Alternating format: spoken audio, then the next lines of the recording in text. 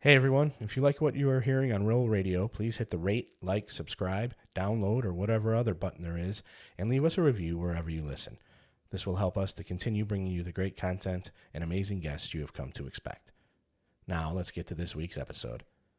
When today's guest began her jiu-jitsu career at the age of 18, she wasn't just one of the few females at her gym, she was the only one. Hannette Staack started training in Brazil over 20 years ago, when the sport was arguably more aggressive and physical, and certainly male-dominated.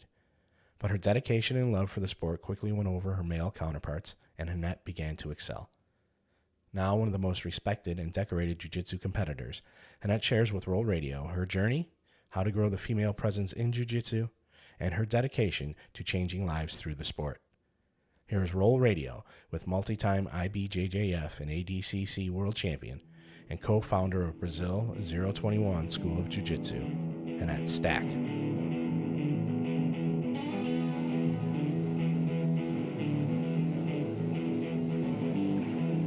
Welcome to RŌL Radio.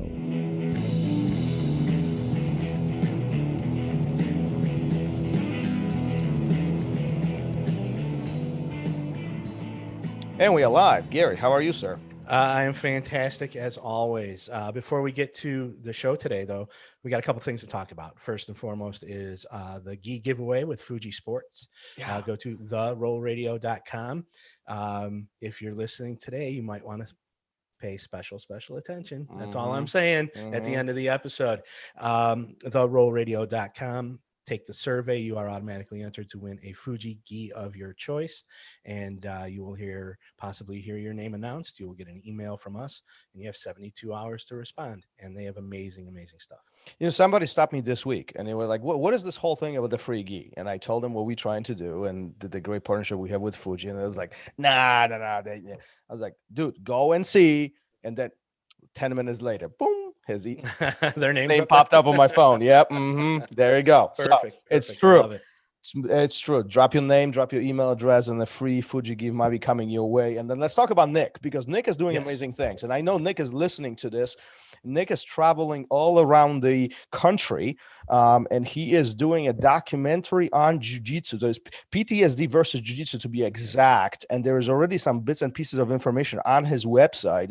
But more importantly, we want to share where Nick is right now as you're listening to the show. So you might actually be able to engage with Nick and see some good seminars, jiu-jitsu, and then help out people that for sure. Right. So Gary, where's he at right now? So you can find all this information at warriorsnextadventure.com. But today, the 5th, he is in Midland, Texas. He is working his way through Oklahoma and Texas. May 8th, Combat Base, Texas.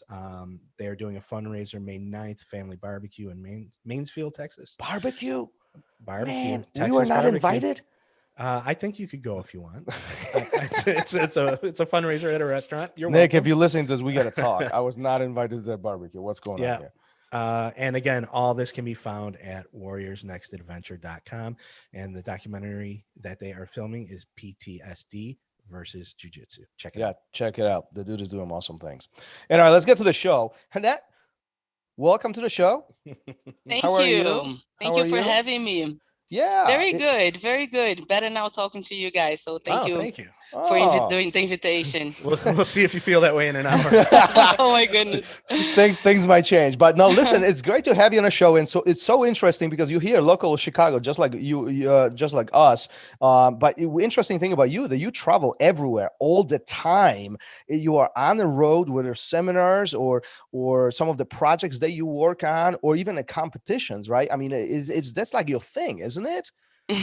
Yes, I do. I travel a lot for the work that I do, and I love traveling because every time I meet new people, you get a chance to roll with different people, different styles, different style of teaching.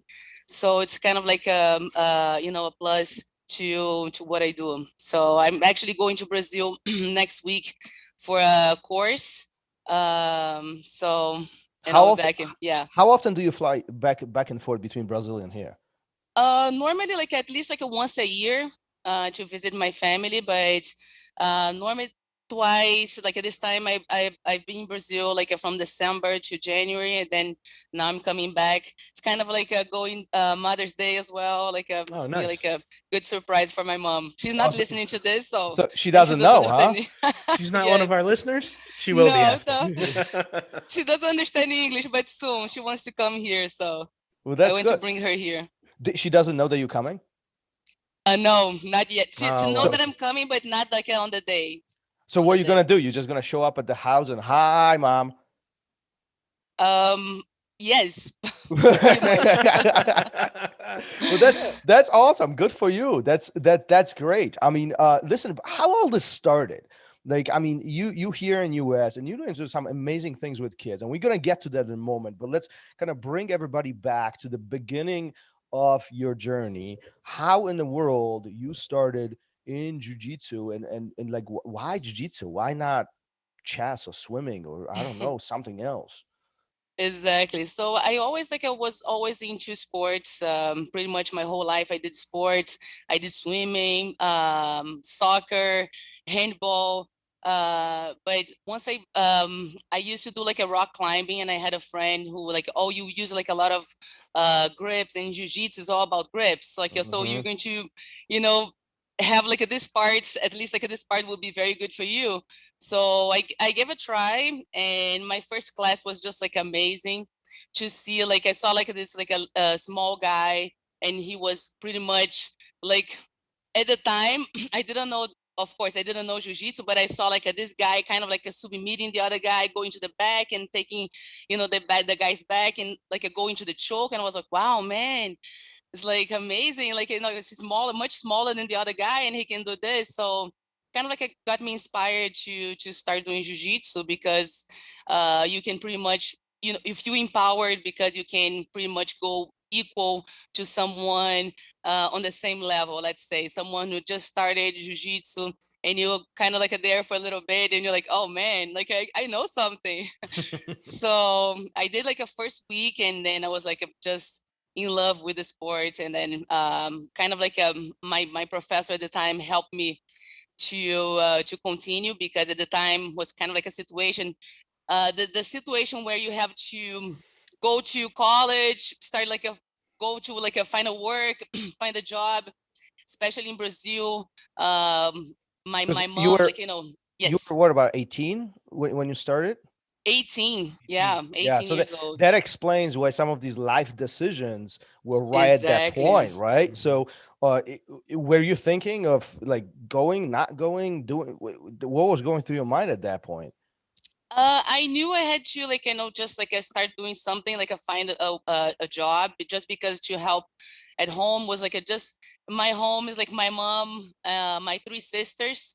At the time was like my I had like a younger sister. I have a younger sister, and she's like now she's 20, but at the time she was like just, so everybody had to find a job. My dad moved to another state, so everybody had to, like, that was the time, okay, we have to make this work. My mom could not do like by herself. So but I like the sport. And like one thing I always tell people, it's kind of like this instinct you have inside that tells you to not stop. Like you have the hustles, like the problems, like the difficulties of everyday life, but I had something like I really like jujitsu, and I didn't want to just leave aside and not do anymore. So I kind of like trust that feeling and continue to do jujitsu, and here I am today, right? Yeah, I mean, isn't it interesting how things unfold? Like sometimes we do these things by accident or not necessarily intentionally, and then 20 years later, here we were. We get to talk to each other Exactly, and share exactly. the stories, right? Uh, And another thing, like I feel like a lot of people, like when they go through this like a phase, because I had like a lot of friends, and later on, like, I know like everything has the right time to happen, but later on in life they're like, oh man, like they stopped, and I said, like, man, don't stop, keep going, like in the future you see like something. I believe something, like something is going to happen, because we didn't have anything in hand, like a job, like like kind of like a security, like we didn't have anything. We just had the feeling of, okay, I want to continue, because I feel like I don't know why, but somehow like this is going to There's something there, right? Yeah, something there.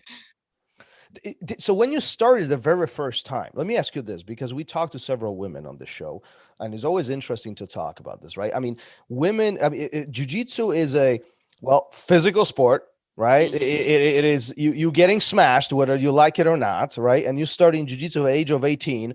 Are there any females on the mat, right? No females on the mat. So you are the Not at all. only, so you're the only woman The in only the one. academy. The only one. Uh, The only one on the mat. What? And you Okay. know what? Like that's what I tell people. I feel like now nowadays, because we have just much more exposure, social media, I feel like and in we want to like expose the good things about our body, for example, like I'm 42 years old. For a 42 years old, like comparing to like, so you want to show like your progress in life, because that's your kind of like your car that you use like it for your life, right? So you have to having it in a good shape until you get like older. So you have to treat like yourself well, and it's okay to show everybody. But I think because we didn't have that much exposure, was kind of like you just had to go there. You like the sport, you stick to it, like, and you show that you're there for the sport. That was the big difference in my career, because in my journey in the beginning, when I was like the only one, I saw some girls coming to the class, and they were just coming there to like kind of like hang out with the boys, like there was only guys in the class, so they were like, that's a good place to go to find a boyfriend. So I don't blame them, I don't blame them, but it's kind of like I was there for the sport, so I gained the respect of my teammates because I was there for the sport, and like I grew into the sport. People like, they had to work hard to train with me, so it's kind of like a process to get to, let's say, get their trust and be accepted by the group like as an equal, so I didn't feel as like a man women, I just like came there with like okay, I want you to do this for real. I'm here for the sport. And you talk about something very important, which is trust, because not only they have to trust you to be part of this, but you also had to trust them, right? Exactly. I mean, you got smashed. You had to, because I got Yes. smashed. I can't even like in 20 years back, I know, like, I started Things are a lot 20, different. in 2000, and life was Yes. hard. Jiu-jitsu was hard back then. I can't even imagine how it was back in Brazil, when it was by far more, what should we say, aggressive, a little bit more Mhm. physical, right? I mean, that was the Yes. jiu-jitsu back then, right? And the mentality as well, like because like it's like a very more kind of like, I feel like a male dominant, especially at the time. So why in the world are you doing jiu-jitsu? I mean, like, what drew you to it? Yeah, I feel like it was just of course like I was fascinated by how jiu-jitsu worked. Just like the empowerment that gave me like just to walk on the street and feel safe. I had to use jiu-jitsu kind of like a couple of times in the street in Brazil. Oh, we got to To talk about like, that. yes, to like save myself. And at the time, my school was like, it wasn't not like a very much focus on the self-defense. But we did have one day dedicated to kind of like we call like a taparia, which was like kind of like a slapping and takedown. So you could like a slap and take down. My favorite day. My favorite day. That was the best day. How many guys did you beat up on that day? Oh my goodness. Like, like that was like some good like teammates. Like they were like, oh, Hannette, like my face was like just like Nice red palm on their print. face. Exactly. It was the best. But it was like and the good part is like they don't feel like a bad if like they do like the same, because like I said, I like the sport, so I was there for the sport, and I feel like that's like why I stick to it, because I had the respect. I remember one time, just like I talk about this like when I talk about like women in the sport, because I feel like we always like no, like I don't want to talk, but you have to kind of like be yourself. You have to show why you're there. And a lot of people, and I understand people are different, but I remember the time right like in the beginning when I was starting my journey in this group. I was like drinking water, and this guy come, like a good friend, like later he became a good friend, but like he just came and like he smacked me on the butt, like a good job. And I was like, man, you do not do this. Like, I'm here. I'm here for the sport. I respect you. I never did anything like, to disrespect you. So, and he was like, he felt so embarrassed. And he's like, oh, I'm so sorry, Hannette. I would never do this. So I think like we also have to talk to the person, because I have like a lot of times when I do seminars, for example, and I understand people are different. I was raised in Jiu-Jitsu one way, like the traditional way, but I go to schools where they learn, like, like in their own way. And I don't expect them to bow, like, before they enter the mat or do exactly the same thing as I do. But I had this guy train with me and just like, oh, good job. He was a purple belt, and he was like, just like, oh, nice, good job. And I was like, so excuse me, I don't want you like say anything, but because I don't want you like make the guy feel bad, but I have to kind of like educate the person in this way. And that's how I feel like, we lack sometimes. You have to, from the beginning, when you get to a school, and if you feel like the vibe, because you can sense the vibe as well, but you're there for the sport, you show where you're there, you have a conversation, and that's how it goes, right? Do you think Jiu-Jitsu today is very different than what it used to be 20 years ago when you and I started? Yes. What do you think the major differences are today? I think today there's good and bad. I think like the technique, there's much more kind of like, like the ways, like the evolution of the techniques, like you can see the transitions. And of course, when you go to a competition, you're going to see like all this, like, different jiu-jitsu, like these variations.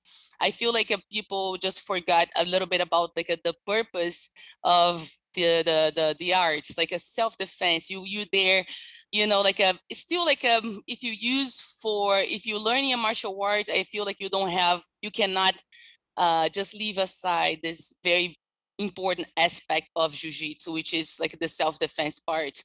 And for MMA, for example, like if you learn like the traditional way, I'm kind of like learning a little bit because I'm doing like more kind of like a bring this up.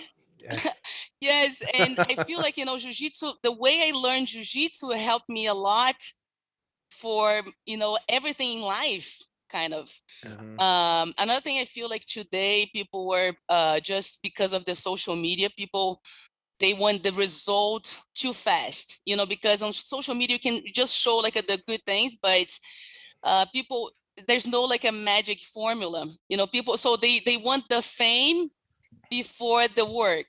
Hold on a second. So yes. you saying I cannot learn jiu-jitsu like in a month and like be really awesome at it? Like, have 20,000 followers on Instagram and like post awesome videos. Right. Damn it. Yeah, exactly. Sorry, hate to burst your bubble. I mean, you can, right? You see like a lot of people, they, like they just post like a flashy things. Like, I mean, it's like I feel like it's a choice. If you really want to be a champion, because I've been there, and that's what I talk to like people when they come to me, they say, I want to be a world champion. I want to like go to a big tournament. And I tell like man, okay, so you're ready for this. So it's much more than just, like just what people show on the social media. But I feel like people they get confused about the real people, like identifying real people, because now it's just like, okay, oh, this person is just like, like the person on the moment, this other person is the person on the moment. But I feel like people are just like forgetting a little bit about. You bring up something really important, I think, because it this happens to me, and some of my students come up and they bring a video on the phone and they say, hey, listen, look at this awesome guy and he does blah blah blah blah blah, and look at like, I don't know, flying triangles and all whatever they are doing. But the question is, whatever is on that video, is that really a true representation of their knowledge and their skill? Right? Because that video is about 10 seconds or 15 seconds, whatever it is. What about the rest of it? Right. Exactly. And often, unfortunately, I feel like often the answer is that the fundamentals of jiu-jitsu, like a cross choke or an arm lock or a scissor sweep or some of these basic things are forgotten. They are ignored. Maybe not forgotten, but ignored. They are Ignored. skipped. They are Yes. skipped. And I don't know about you, but 20 years ago when I was starting, we did the scissor sweep like probably 300 times in one day. Exactly. Forget Exactly. about anything else. It was go back, Exactly. go back, go back, go back, over and over. Very And important. And we didn't have like, like we didn't know our opponents like at the time. Like we oh, didn't have like no the video or internet anything. to like Yeah. find them. I feel like people, they go to the tournament, they just go like exactly. So in my time, let's say my time, I feel old now. My time, like you had to good on every part of jiu-jitsu because you never right. know if the person is going to pull guard. You kind of like knew in some point you knew your main competitors, right?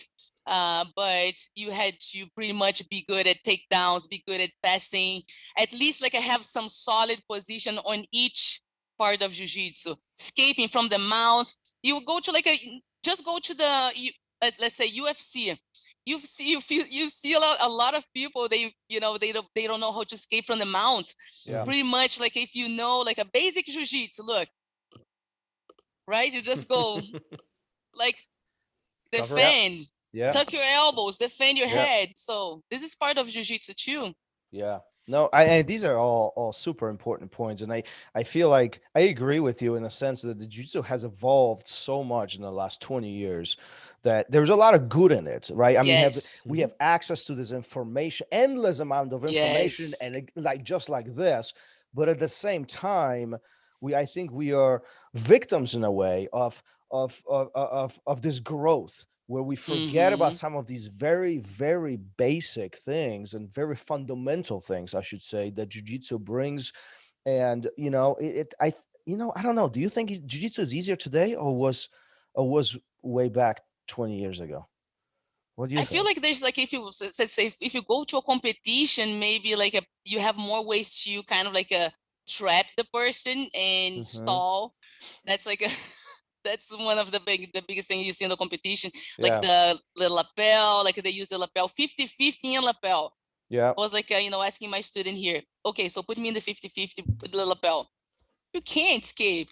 So it's just like, I feel like they have more the strategy wise, which is not wrong, but it's just like it's just maybe a little bit different game. Exactly. Maybe a little bit different game. Listen, hey, talk about women in jiu-jitsu, because that's always interesting. I bring this up every single time we have a female and we talk to a female, because one, I think every woman should try jiu-jitsu, right? There is a skill behind it, and I'm not talking about not necessarily even defending yourself, but I'm talking about confidence. I'm talking about troubleshooting, knowing what to do in situations, right? Every woman should try jiu-jitsu, some basic information, but yet there's so little women actually doing it. Why? Yes, I think it's like mostly like we don't have enough. I feel like it's a big important point, which is like having a female teaching the class and having a class dedicated for females. Like I kind of like a struggle. That's like a point of a struggle at the same time, because like they are very inconsistent. But I feel like that's like a kind of like the main door for them to come to the school and start understanding the art.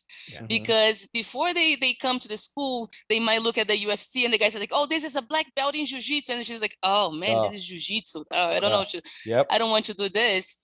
So until they come to the school, so for example, I have like I used to have 3 days, but then COVID, everything happened, so we like now back to 1 day. But now last time couple ladies got vaccinated, they're coming back, so we had 8 ladies on the mat, which was like a very, very good.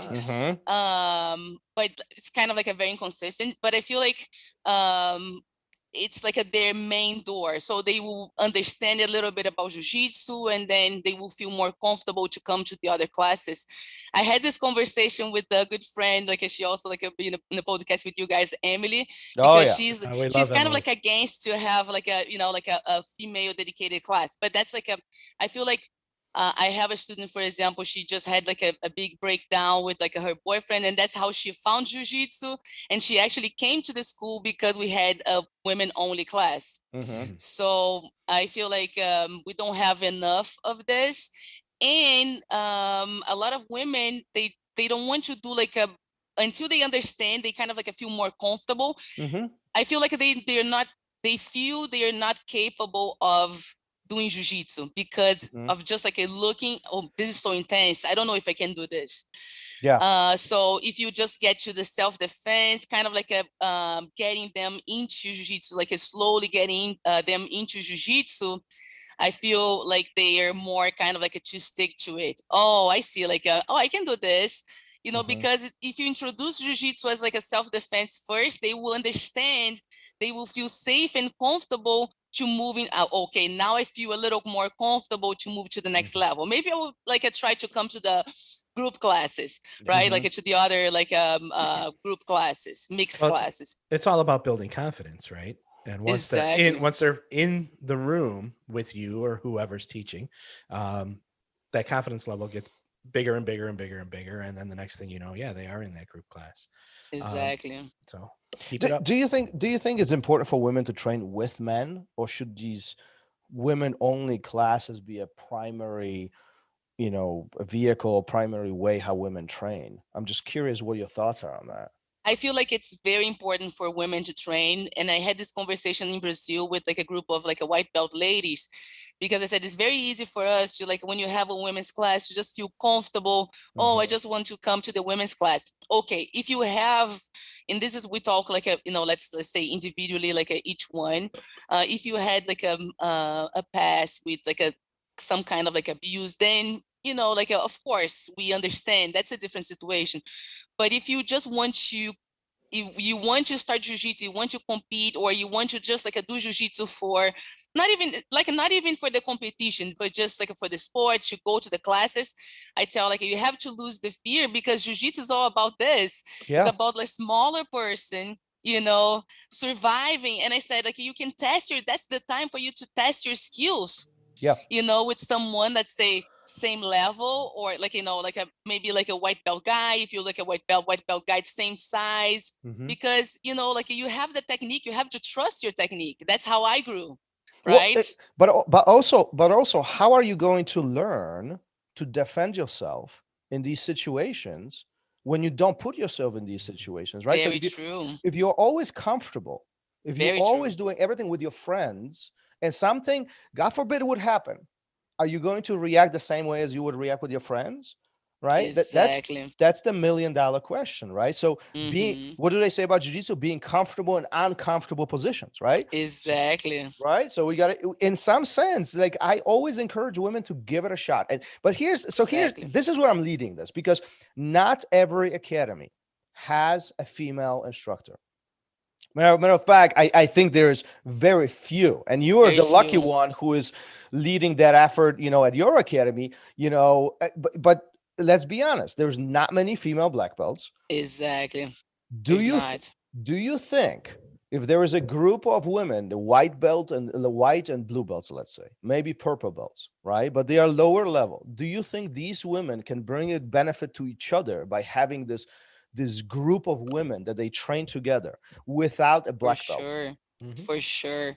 Yes, for sure. We actually have like in one of our affiliated schools in Jacksonville, Brazil 21 Jacksonville, they have a female there. She at the time when she started the program, she was like a purple belt, like a blue to purple. So, and now she's a brown belt, like almost like, I would say like on the corner for her black belt. But you see, like, and now there's a big group of girls, and there's another brown belt over there. Like, there's the guys black belt, but there's a lot of girls like they want to just have the experience, because it is different. You can't compare. That's what I say. Like, people say like, oh, it's like the same. Like, no, like our body, like you cannot put yourself on the other person's shoes. Like you're not Mhm. there, you know, the guy cannot like put himself, you know, like in a woman's shoes, Absolutely. right? So it's different. But I know like if you have the technique and you can go further, you know, like and you don't have like the ego, because a lot of people like, but you have to kind of like put yourself there to with the guys for sure. I agree 100%. And I also know that, you know, you ladies think differently too. I mean, you know, it is, you process information differently. I know this from my lady students, my girl students, and they're, anytime I tease, they're like, wait, we need to translate this into a girl language, and then, you know, We but like this, like speed.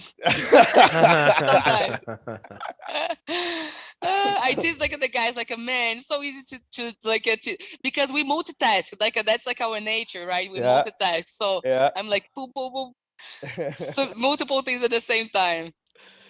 Oh, so listen, this is awesome. I'm really hoping that a lot of women will listen to this and give it a shot, you know, and really take this Yeah. jiu-jitsu to the next level. Talk about some of the nonprofit stuff that you're doing. It's not necessarily with women, with kids, right? You're focusing a lot on kids. What got you in there? Talk about first what you're doing. What's the goal behind this project? So in Brazil, like right now is like a little different because of like you know, like everything is happening.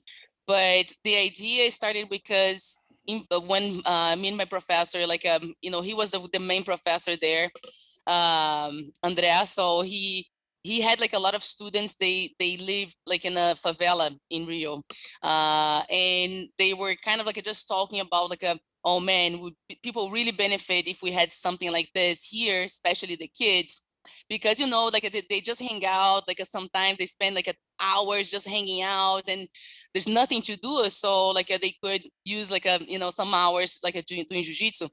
And that's like how kind of we started like the idea. We started with some improvised mats, and then one of like we had our first camp in 2011 or 2013, I believe. Like it was like a while ago.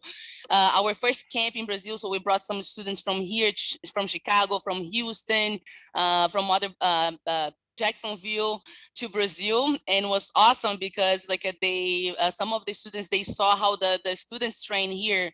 And there was a specific case of like a one guy. He was always like a very kind of like a depressed sometimes, and always like kind of like a unhappy with his life.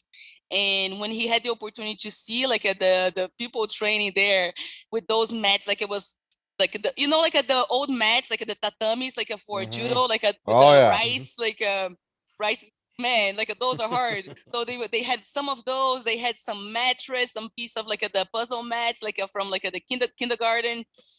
So and he saw like these kids training there, and like, you know, man, I can't complain about anything. I have everything I need. Pretty much, I have everything I need in my life, you know, and I'm complaining.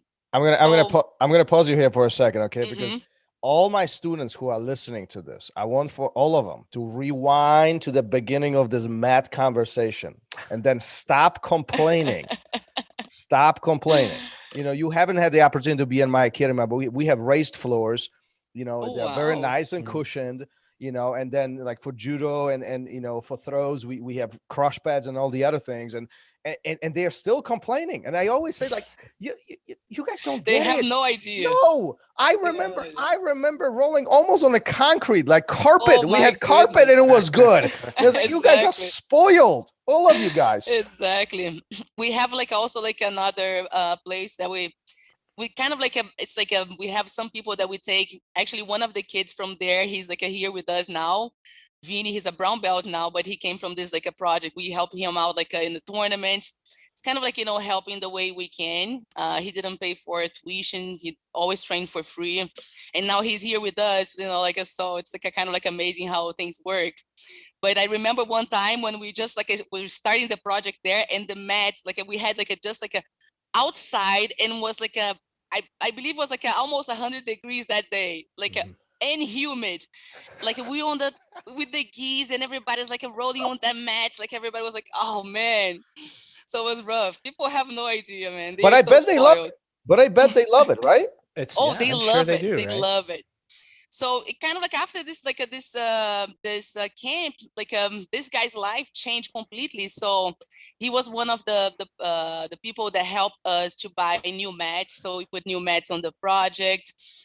We had like two of the kids, they're coming here to compete at the Worlds, and they both like took third place. The juvenile at the time, they were juveniles, like 15 years old at the time. So it was kind of like amazing. And we took them like to Disneyland after. So it was kind of like, who's sponsoring all of this? Like, I'm thinking, who's sponsoring all of this? Like, I mean, this is not, you're talking about some major money here. I mean, flying somebody from Brazil to US, have them compete at Worlds, then you take them to Disney World or Disneyland. I mean, all that costs money. Like, how do you do this? Look, we had some help. We made some shirts. We had some help from the students. But of course, you know, we do this from our heart, 100%, because we don't make any money from like the profits. It's like whatever we make, we donate to this project in Brazil. Right now, we had to put on hold just because, you know, they suspend everything in Brazil.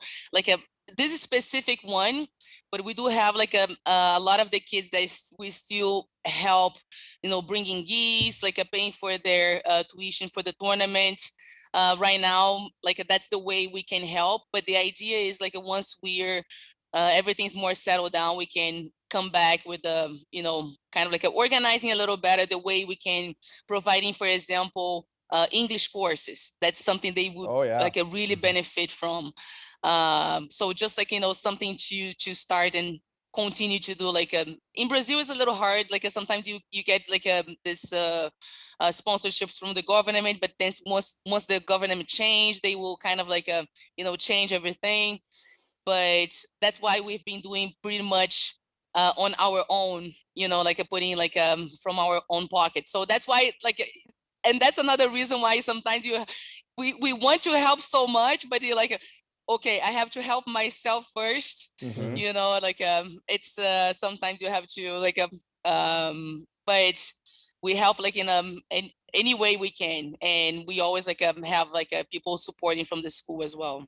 Well, this is there any place? Go ahead. I was just going to say, is there any place that people can go to donate to any of this? So right now, we have like everything organized in Brazil, and we're organizing like everything here in US, just like in a way we can, because we don't want to, let's say, any complications here for sending money to Brazil. Like we want to make sure everything is like so we're just like organizing everything here in order for people to you know what they're doing, like sending from money, like let's say PayPal, because right now if people want to like send money through PayPal, they could, but I know like a PayPal will take some part, which is like not a problem, but they could, like, you know, that's like the only way we're doing right now.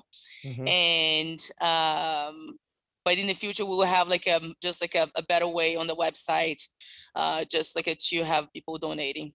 Yeah, I mean, it seems like you guys are growing over, you know, last, what is it, 10 years now, nearly 10 years, right? You've been doing this, and it seems like things are getting better and better. You continue improving things. And, you know, what do you think is the biggest benefit that these kids get from this? Because it sounds to me like, I thought this was all jiu-jitsu oriented, but you're talking about providing English, you know, there's educational factor to all of this that goes beyond or off the mat, right? Beyond jiu-jitsu. Yes. Right? What do you think is the biggest thing that these kids benefit from project like this? Honestly, I feel like it's just like a being out of the streets and trying to like learn a different culture, becoming like a different people, because everything they have right now, it's like what they have around them. Like let's say one of the kids that came here, he's so our goal, like our main goal is like, let's say, to have some people supporting those kids to go to college.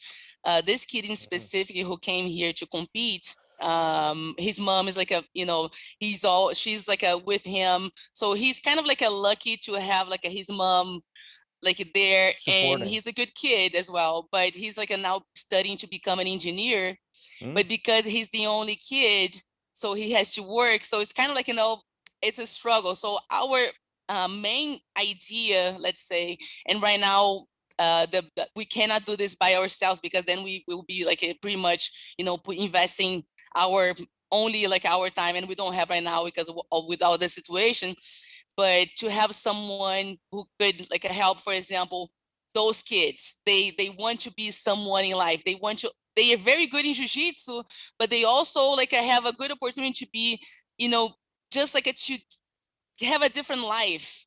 Right. And that's like I think that's like our main goal right now. It's like a jiu-jitsu, because they are very good in jiu-jitsu. That's like, naturally for them, but they don't have any support. So sometimes they don't have like a food, so they go to school just to eat, but they don't have food at home, or they don't have like, like a supportive parent. Or like we had one time, one of the kids, when we were going to the tournament, she's like she called me Tia. Tia is like an aunt in Portuguese, like an aunt. So it's like, Tia, my dad is in jail.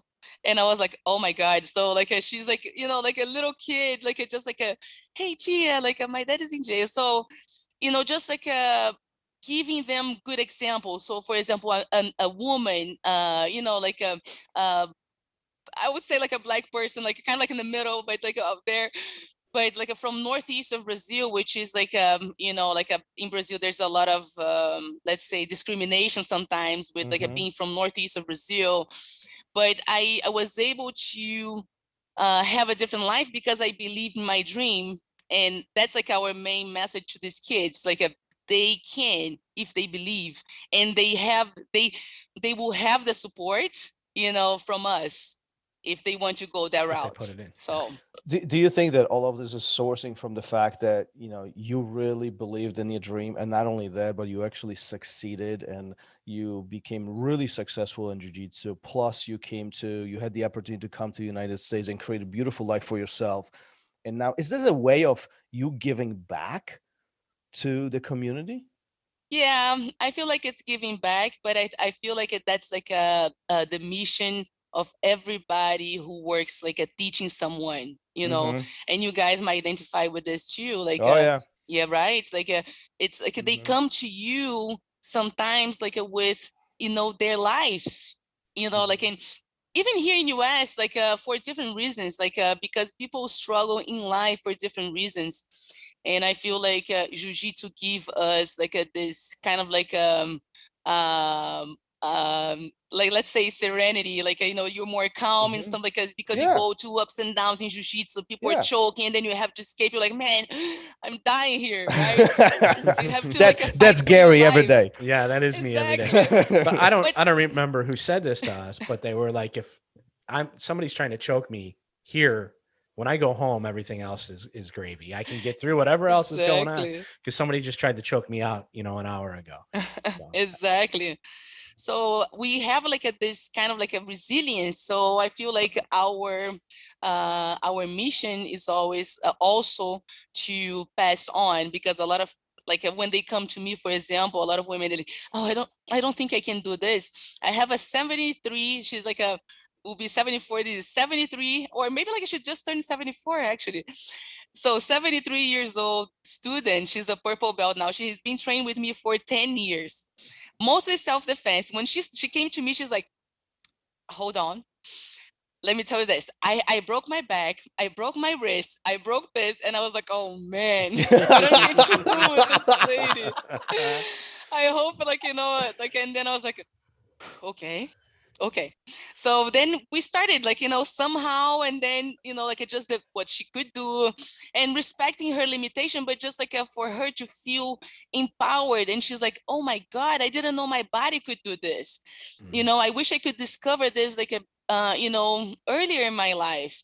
And she came to me, she's like, Hannette, I played golf yesterday and I beat everybody. I think the jiu-jitsu is great to me. She went to a fishing tournament. She's like, Hannette, I got first place. My technique, I was so solid, my core. And I was like, man, that's right? Awesome. That's what awesome. we're looking for. That's what we're looking for. That's the real meaning of jiu-jitsu. Well, yeah, I agree 100%, right? Like finding the goals for yourself and going towards those goals, whether you are 73 or 7, It really doesn't matter. Exactly. We all have different goals. I mean, Gary's going to have different goals than you or I would have, right? The point is, And are we achieving listen, those goals? sorry, I'm like almost sorry. Go And we No, have we like love a, it. this like a, like our mission goes like a from exactly like you said, from 7 to 70, from 9 to 90. I had another case, not like I'm not happy this time, but just like I had one kid and he always like come crying to the classes. And I was like, man, maybe he doesn't like jujitsu, because like sometimes the parents like will force them, especially because Sure. Russia, I have like a lot of Russian kids and Ukrainian from the area here at the school. And I was like, maybe like his dad like forces him to come to the classes. So I was not like pushing too much. But this day he came like crying, and I was like, I sat next to him, and I was like, man, what happened today? Like you always like doing jujitsu today, and he was like a very sad, and he's like, oh, my dad, we had a discussion. He kind of like I said, we had like a fight, like a discussion, and I was like, it's okay, because you know what? Sometimes our parents, they love us so much, they want us to be the best, and they want the best for us, but sometimes they just don't, they don't know how to express. But it's okay. When you come here to jujitsu, that's your time to leave everything outside, just to come here, practice, think about jiu-jitsu. Let's roll, let's do something funny, something fun. You're going to feel better after. And he comes to me, he looked at me, and he said, sometimes I think about suicide. Oh, jeez. And I was like, man, my heart just like stopped. I'm serious. My heart just stopped. And at that time, I'm here, like I'm even like a little bit emotional, because at the time, like I was like trying to hold my tears. But at that time, I had like this big, um, how can I say, this big moment of like, wow, our mission is so special, because look, this kid, after this, I had a conversation, like then we play after class. I was like, okay, Vadim, like you have to promise me every time this like a bad thoughts come to your life, to your mind, you're going to like, because look, we have a purpose here. I love you coming to the class. You do so good here in jiu-jitsu every time you come to class. So I encourage him, and now every time like he comes to class, he's different. Like he comes like with a different energy. Yeah. I try to bring him up. But you see, like our mission is so crazy, how I feel like our mission is so big. No, and I think every instructor, whether jiu-jitsu or just teaching in general, can really share stories like this. Gary, I'm particularly thinking about Matt. I mean, we had about a year and a half ago, a 10-year-old, I think 10 or 11, he was when he started with training jiu-jitsu, and again, he did not want to step on the mat, and I do think his parents even pushed him over to really come. There was a huge confidence obstacle there, very quiet, not even high now by. If you look at Matt today, oh Lord, he's mopping the floor with everybody. Yes. He's coming in, boom, confident. How was your day? I'm good. Or he's going to come in and he's going to say, today sucked, but I'm here. Boom. Yeah, absolutely. I was like, that tears. And even on those days when Matt gets smashed, I'll look over, how you doing? Because after I'm watching these kids go, and he's getting it taken to him, and I'm like, how you doing? And he just gets his thumb out from whatever. I'm all right, and it's great to see, and it's great to see him coming in here and making friends, and just it can turn people around for sure. Jiu-jitsu saves lives, right? Right, exactly. Absolutely, like 100%. Like we have like the shirt from our project actually is like this: Brazilian Jiu-Jitsu saving lives, because that's how I feel for me as well. Like I was kind of like in that the phase, like a little lost, and Jiu-Jitsu brought me like a purpose, even though I didn't know I was going to end up like on that on that 8-time route. world champion. Exactly, but I really felt like I want to do something out of this. So that's like and now it's kind of like a giving another purpose to your career, kind of. Yeah, taking it to the next level. Absolutely. Yeah, for sure. Listen, everything you've accomplished with your career involved traveling, and I want to kind of venture in that a little bit for few reasons. But traveling is fun. but it's not easy. And I want to pick your brain. What are your thoughts on all this? You traveled all around the world. That's one, for seminars and competition. And now you have a project that you're working on that takes you all over around the country and the world, back to Brazil, right? But often there is this conversation taking place on the mat between students. You know, I want to compete, but there's nothing local, and I would have to go blah blah blah blah, and often they opt out of it. There's often a conversation. I want to go to Pan Am's. Well, but that's going to cost money. That's time. That's all. So it's just not an easy path to some of these things that some of the students really want to do. They want to achieve. I'm curious, what was your recipe to travel between, especially competitions particularly, but I know you've been involved in seminars too. You know, how did you meet the ends meet? What was your recipe to really make it work from financial and just a life perspective?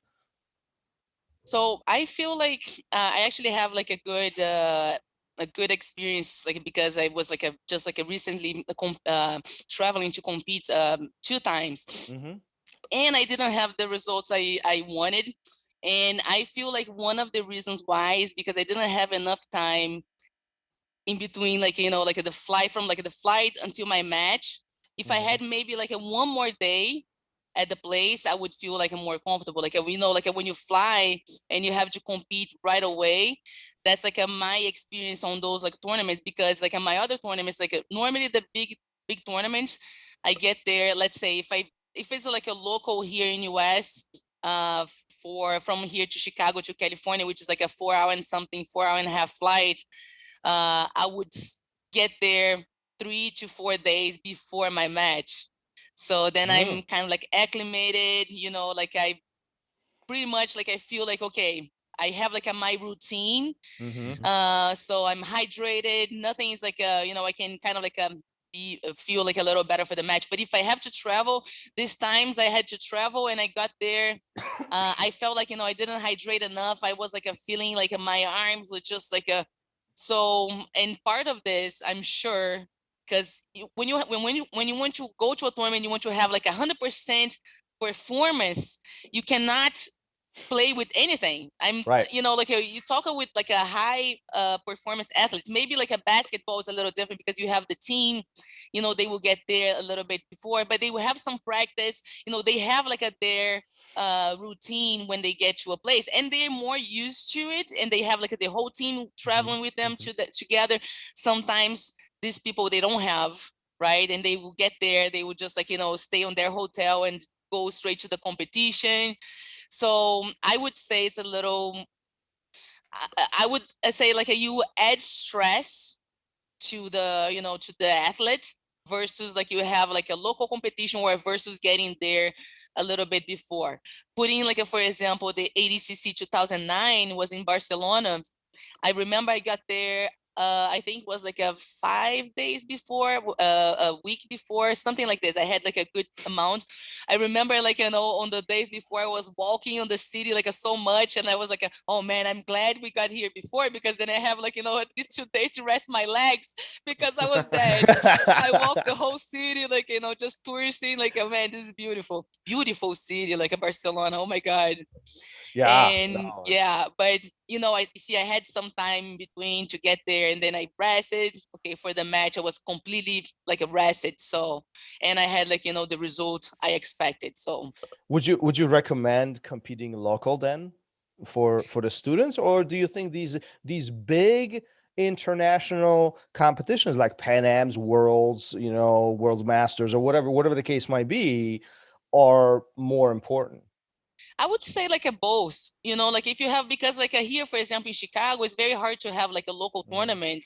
So I would say like if you have a local tournament, now they have like the IBJJF just have like a one in Indianapolis open. So I said like, you know, if you guys can go to this one, because it's like just a couple hours driving, it will be good. I just like, I don't recommend when the rules are kind of like, especially with the kids, because, you know, the rules for the kids, some tournaments, they're very strange. They allowed like the techniques, they're not even allowed for adults. So you kind of like have to be a little careful. For the adults, I always like to say, okay, so what are the rules, just to make sure you train properly for the competition. But and maybe doing a couple other traveling ones, like like not the big ones, but just to see like how you feel, if it's a little different, but definitely like doing like the big ones. So what you say? So we're saying this hypothetical. We're getting ready for Worlds. You would say do some local tournaments here, local if available. Get a couple traveling ones if they're available, because that's going to get you to the travel routine. And then your ultimate goal is to test yourself on this highest level. X months out. In Vegas or California or Florida. I would say, let's say if you have a tournament in August, like from here to August, we are in let's say May.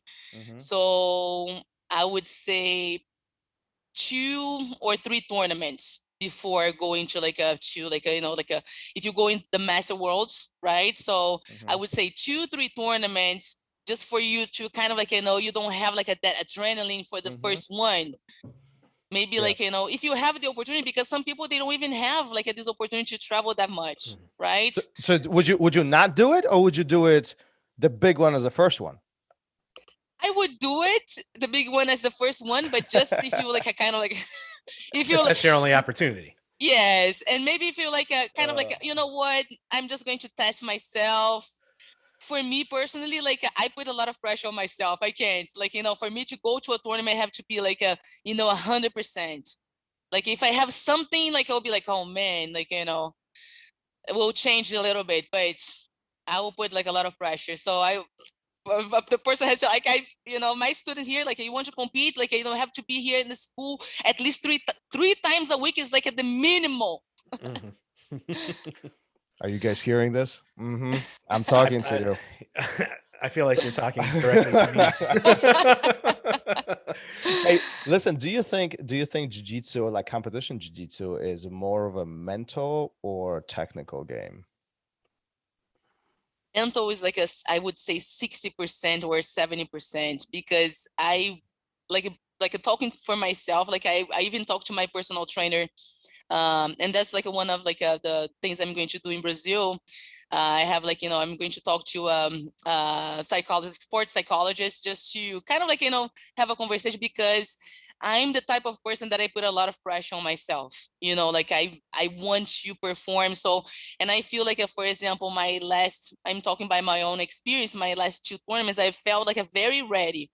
Every person that I trained with was like a man, and that you're ready. And people it's not because people want you just give a compliments, because they, they're training with me. So they want to a man, you ready for this? And once I step on the mats, I feel like, I put so much pressure. I let this pressure kind of sometimes, not allowed me to do what I could do on the match. So it's kind of the fear of a man, no, I can't lose this. I was almost like a fear of you can't lose, but it's not it's not a fear of losing, but it's I have to it's the pressure of winning. So that's I'm talking and I'm already sweaty. Look, you see, that's how much pressure. But no, listen, this is really important, because obviously you have 20 years of experience, on the mat, of 20 plus years of experience on the mat, and there are some students who just starting. They have 1, 2, even 5 years. That's nothing comparing to what you have. And some of this information is really, well, they can learn on their own, the hard way, or they can really listen to a device that, well-established and successful people like yourself can share, right? So exactly. I love the fact that you're willing to, share some of the information and give some of the advices, because that's ultimately how we are going to get better, right? I mean, yeah, exactly. And you have to be real. It's you can't hide. If I with this a 20 plus experience on the mat, for example, this 2 last tournaments that I participated, because I'm kind of on this process of I'm trying to train myself a little more, because my professor now, he has other things, so he's traveling a lot of the times as well, and I have kind of pretty much to train myself. I'm good at training myself because I love training. I love like, preparing for the competition. So I have like the discipline, but if you don't have sometimes someone from outside to coach you and to guide you, like, so sometimes you don't see what the person's like, especially like, with the experience of like his coaching. But at this like 2 tournaments, I felt like, 2 things, like I was very confident, but like the pressure, I just like let the pressure kind of like dominate a little bit more than I should. And another thing was like, because it was like submission only tournament, I said like, man, my strategy, it was good, like if it was a BJJF, like I might end up like winning like the match, but my strategy, her strategy was like better than mine. So it was kind of like, gave me like this better feeling, because I was like, man, I lost, man, I hate losing, like a very competitive. Do you hate losing? Oh my goodness. I think you can. What's the worst part about losing? It's like with my sister one time, let me tell you this story. One time we were like doing boxing, right? So she's like, and then she's like, hit me, and I was like, oh, you hit me, like boom, and I hit her back, and she like lost her tooth, and she's like, oh my god, thank you. Nice. Hey, I got a question. You made an announcement last year about stepping into MMA, and I was wondering, is that still happening? Are you still looking forward to that?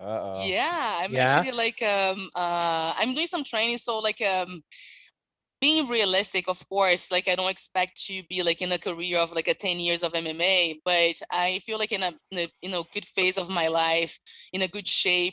I've been like training like all this time. I never stopped like training really like in my career, only when I had the knee surgery.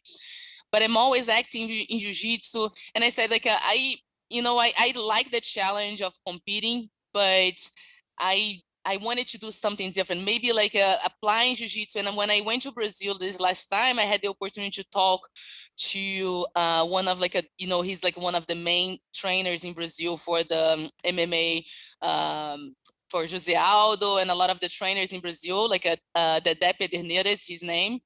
He's a coral belt in Jiu-Jitsu. So I had the opportunity to talk to him. He like trained a lot of fighters, like including a lot of girls, like a Poliana Botelho, who is going to fight this weekend here in Vegas, and like many others. But he said, I told him like my desire of maybe like going to MMA, and I was kind of like a little bit what he's going to say, I'm 42, like like he's going to like, you're too old for this. No, but he was like a very, very accepting, and kind of like made me okay. So if he's like telling me this, that I have a chance to go, I trust him, because he has trained many fighters. So he told me like you want to apply Jiu-Jitsu in every aspect of the martial arts. And I was like that's exactly what I want to do, because I did like an ADCC, I did like the major tournaments, gi, no gi, and what else, like what will make me like bring me like without this feeling, this pressure of like if I go to a world championship, I'll be like, man, like the way I train, I believe in myself so much that I will put a lot of pressure. But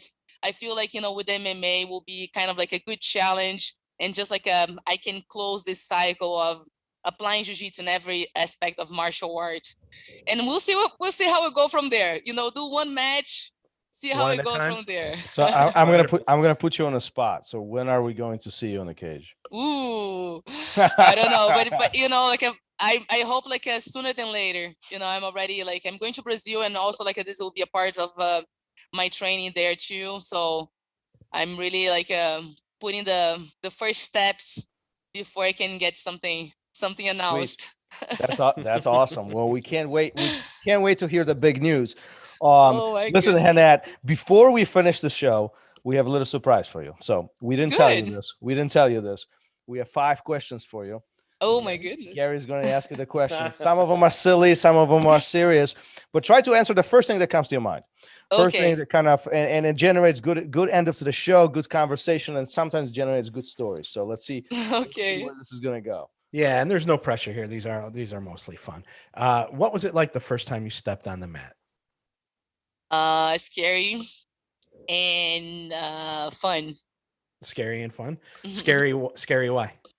Scary because like, you know, it was only guys and mostly big guys, and fun because, you know, I got to like submit like some guy, like, you know, first time surprise him a little. Oh yeah, no kidding. First day on the mat, huh? He brought me the fire because I was just like watching, and I was like, you know, he's like, I watched him like, you know, the guy took his back and crossed his feet, and he's like, you never cross your feet on the back because in the show, and I'm like, and then he rolled with me and he crossed because, you know, first day, a white belt, and I just like, it went so hard. He's like, oh, okay. And it just killed me after that. I was like, okay, I learned my lesson, but I submit like a, you know, purple belt my first day. That's amazing. I'd like to say the same, but it didn't happen for me my first day. Not at all.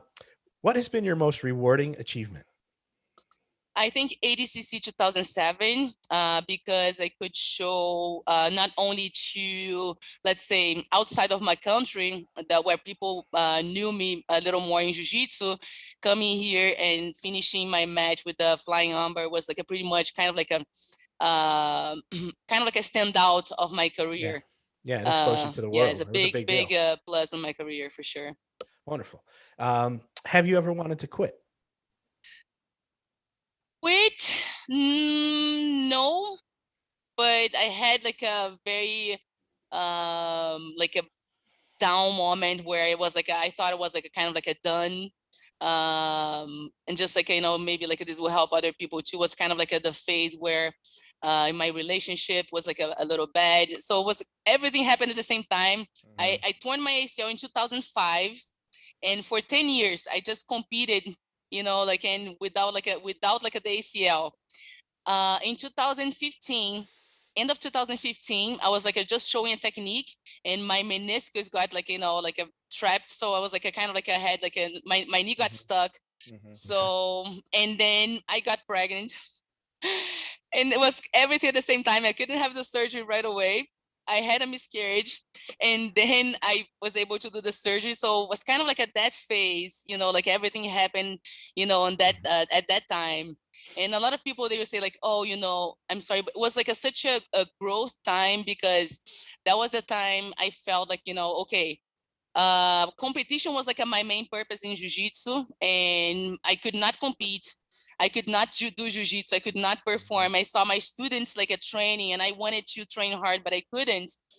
I felt like that was the time, you know, could go that route. But I'm thankful for the support I have, like for, you know, my let's say mostly like my partner, my professor was like my husband at the time, but now we became good friends.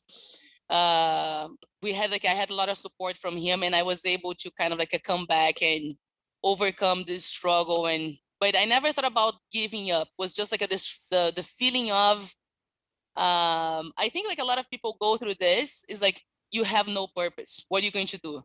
And being like here open with you guys, I even thought about like you know, taking my own life for some time. It was like so intense that I thought about this, but with the support of like I would say like, you know, spiritual support, because understanding that we're here with a purpose. You know, we're not here just because, you know, oh, just here. No, we are here with a big purpose, and finding this purpose, which is not only like, you know, in Jiu-Jitsu, beyond competitions. Competitions is like a part of my career. It's not everything. If you lose something in your life, you know, that's like a part of your life. It's not everything in your life. You know, that's like my biggest lesson in this time. So I had to make this like a long story short. You talking about some deep things over there. I mean, these are some live, impactful events that really could have, you know, outcomes swing one direction or another, and a lot of people would give up completely. They would go the opposite direction, because often is the easier route.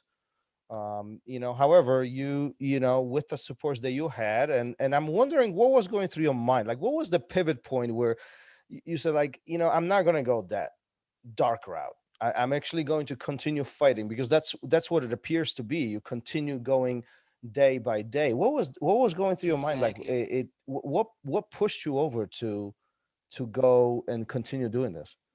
I think it was like I would say like like this change was just when I gained a lot of weight in this process. So I was kind of like at the time I my highest was like a 186, and I was like not feeling myself in my relationship. I think like it just looking inside, because most of the times and I think that's like the problem nowadays. People are just like they put a mask sometimes, and they think like everything's good. They go on their life, relationship, whatever, but like versus like trying to find the problem. If I have a problem inside, let's say I will put like my relationship, right? And I mean like I said, we're very good partners, but I found like okay, why I feel like I love this guy is my partner, but why I feel like I want to be apart, and that like and plus like not like a feeling myself on the competitions we had. Like our relationship is a little different than everybody else, because he was my professor, right? He's still my professor. He was like my husband. We have a business together, so it's kind of like a lot of relationships at the same time. And that's why versus just like whatever, we're not going to talk like divorce and whatever. Or we wanted to make this work, because he's a very good friend, and like for all those years here in the United States, like he was like the person who was like next to me for this whole time. But just like go inside, finding myself and finding like what do you want for your life? And that's like what is hard for people sometimes to identify, like what I want. Because when I got into jiu-jitsu, I was one person. Now I'm another person. I cannot compete. So just like trying to find myself. And I think once I start like going back to my normal routine, going back to like doing the exercises, so I start like losing weight, and then kind of like motivating myself that I could, okay, so I want to get better. So the idea of like I don't want to just accept this, I want to get better, living one day by day, and having the conversations you need just to like, and not leaving anything behind. That's what I mean. Sometimes we leave stuff behind and we have to catch up in the future. It's like solving things and then moving on. That's how you like kind of like and a lot of the times it's just like like it's just bothering me. And this pandemic, I feel like it came exactly for this, because of like a lot of people, they just like man, this guy, I have to like I'm just going to like go out, like just do something. But now we're forced to be in like in this relationship, and which is good. But well, I think last year really, I can't speak for you guys or everybody else out there, but for me myself, it really made me rethink the priorities in life, and really made me rethink what I really want to do, and even simple things like training jiu-jitsu. I mean, here in Chicago was not so easy, even if you were training, not training, whatever that means, it was very difficult, right? We couldn't do what we normally would be doing. And it forced us to really think outside of the box and really reprioritize our life. Yeah. Very true. Very true. And problem solve. Problem solve. Be introspective and figure out the things that you need to troubleshoot. So, yep. Very true. Sure. All right, Gary, what's next? All right. Describe your feelings when you received your black belt. Oh, this is a good one. Honestly, a little bit of like a frustration. Yeah, how come? I will tell you why. Because like I didn't want, like I felt like I progressed too fast in the belts, because at the time I won one tournament, I got like one belt. I won another tournament, I got another belt. So every year I got like a belt. At the time, it didn't mean that much. Like if you're a purple belt, that was good. You're in the beginning of the chain. It was like a fighting purple, brown, and black all together. So you're like, oh man, I'm good. Fighting brown and black. If I lose, I'm here, like I have no. But then once you become a brown belt, you're in the middle. So you're like, okay, so if I beat a black belt, that's good. But if I get beat up by a purple belt, then I'm in trouble. And then when I got my black belt, I was like, oh man, now I'm on the top of the chain. Now I'm in trouble. Can't lose. Put more pressure on yourself, right? That's what I've been doing with the people like, like when I was there. So I was like, okay, that's a big responsibility. So that's why, like, like not frustration, because I felt honored to like receive like the black belt. But at the time, even like my professor said, like, Hannette, it won't make it, like, he had to talk to me like, once you get your black belt, won't make a big difference because you guys compete all together. And he said, but in terms of like sponsorship, because at the time was a few sponsorship, like it was nothing, will make a difference because now they're looking at a black belt. So I was like, okay. Yeah, I'll take it. Yeah, but I guess if I have to take it, I'll take it. All right. And then the last question, as always, is: do you wash your belt? No. That's it. Nice. All right, let me write this down. Shame on me. Believe it or not, Yep. the majority of people we talk to on the show do not wash their belts. So you are in old very school good company. tradition. Now you fit right in. You fit right in. That's good. Good to know. Yeah. I'm not alone on this one. Nope, not at all. Listen, Hannette, thanks for this conversation. It's amazing really talking to you and sharing the amazing story that you had in your life and all the golden little nuggets, the little messages all between. Where can people find you? Where are you available? Social media, websites, anything? Just let it go right now. And we'll put everything in the show notes, obviously, but talk about a little bit more about your project too. How can they learn more about your project? Okay, so we have a website. It's like, we have to update a little bit, but we have a website, it's Brazil21project.com or .org, but I think both would work. So they can find a little more information about like the work we do. Like, and it's not only like providing gis, providing like a registration for the kids and whatever we can, pretty much whatever we can. Even like now, for example, in the end of the year, with like giving food to the people over there. So whatever we can do to help. And now, especially in this time, if like anyone wants to help, because right now it's crazy, the situation there. A lot of people, they have nothing, so every help will be appreciated. Like they can donate through like our PayPal, and we're going to like make sure to keep like people posted about like where the money is going and everything.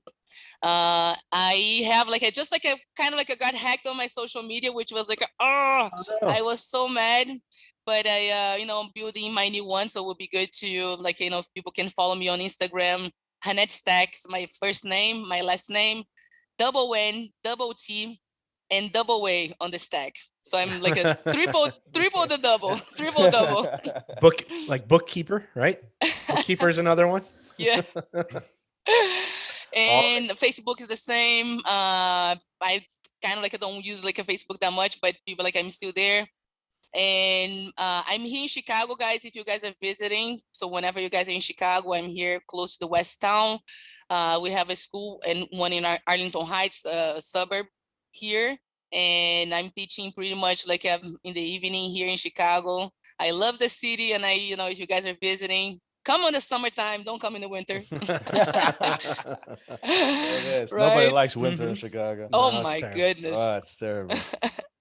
Anyway, right. We'll post all the links in the show notes. So if you guys are interested to contribute and really help out the great cause that Hannette is talking about and has been working on for over 10 years now, please do.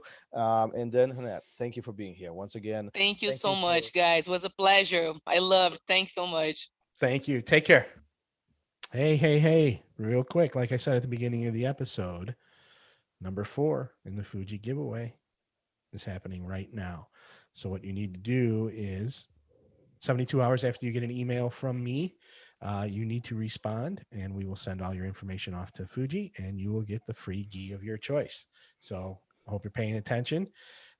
Thomas is going to give us a random number, and we're going to find out who today's winner is. We need to write right now. Where are the drums? Where are the drums? Where are the drums? 62. Right. 62. Number 62. Let me scroll a little bit here. Number 62. I don't have my glasses. That creates a problem, doesn't it? Yeah. I'm going to give your first name, Jared, and you have a Gmail account ending in 12@gmail.com. So Jared, email ending in 12@gmail.com. Look for that email. Check your spam, and we will Jared, see. you better respond. Otherwise, I'm Yes. taking your gi. Those are pretty sweet gis, man. And I just heard that Fuji just came out with an ultra light one. Is that out finally? Because I'm going to buy. I- Oh, sorry, Margaret, but I'm going to buy that one. Oops. Oops. That's fine. Well, maybe. Well, if you won, you could have it for free. But there you go. Jared just claimed his prize. Well, he won the prize. He needs to claim it. Anyhow, make sure you guys, respond to the emails. Make sure that these gears are for you. We're doing this partnership with Fuji for you guys, as a small token of appreciation for sharing, supporting us, supporting the show, and really listening. I mean, without you guys, this show wouldn't be what it is today. So make sure you, as always, leave us a review. Make sure you share the posts, and make sure you respond to the emails if you want. Yes, sir. Check it out. Free gi coming your way. Thank you for listening to RŌL Radio. If you enjoyed the show, don't forget to leave us a review and help us make the show even more amazing. For future episodes, check out our website and follow us on all major podcast platforms. Take care.